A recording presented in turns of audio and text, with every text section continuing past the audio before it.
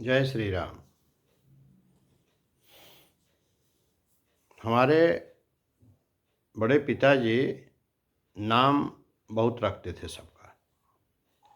हमारा नाम जैसे बुलाने का बच्चा था तो हमको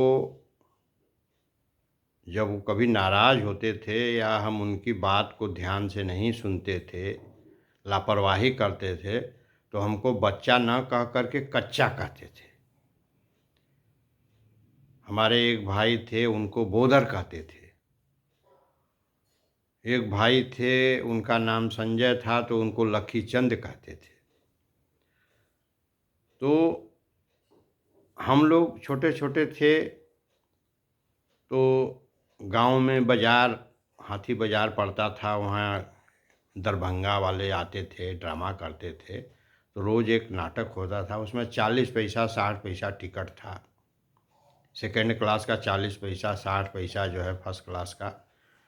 तो हम लोग बड़ी चिरौरी करते थे कि बड़का बाबू हमने के नाटक दिखा दे।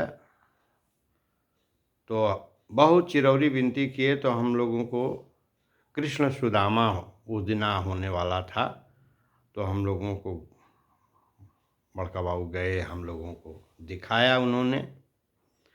और रामलीला हमारे गांव में होता था, तो हमारे गांव में रामलीला होता था तो हम लोग बड़ी चिरौरी करते थे। बचपन में बड़ी जिज्ञासा रहती थी, रामलीला कब होगा, कब शुरू होगा, कब शुरू होगा। तो पहले दिन से ही हमारी बड़ी प्रबल इच्छा रहती थी कि बड़का बाबू हम लोगों को ले चल करके दिखावें। हम लोग बहुत उनका पैर और दबाते थे, उनकी हर बात मानते थे। ये लालच बना रहता था कि जब इनकी हर बात मानेंगे तब ये हम लोगों को ले चल कर के रामलीला दिखा देंगे। तो जब हम लोग साँझ होता था, हम लोग कहते थे बड़का बाबू रामलीला, कहें अरे वो देखा वो शिव पूजन बनलन, झुरू बनलन, हैं, और कुटकुट बनलन। एक कुटकुट चाचा थे, कहें कि नहीं सब बनलन, चला तो सब दीने दिखा दी इन्हें सब है।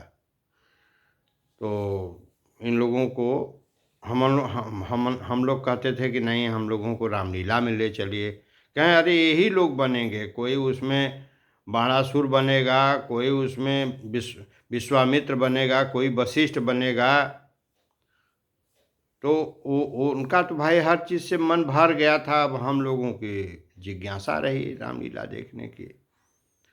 तो कभी कभार हम लोगों को ले आ जाते थे और लिखाई पर हम लोगों के बहुत ज़्यादा ध्यान देते थे।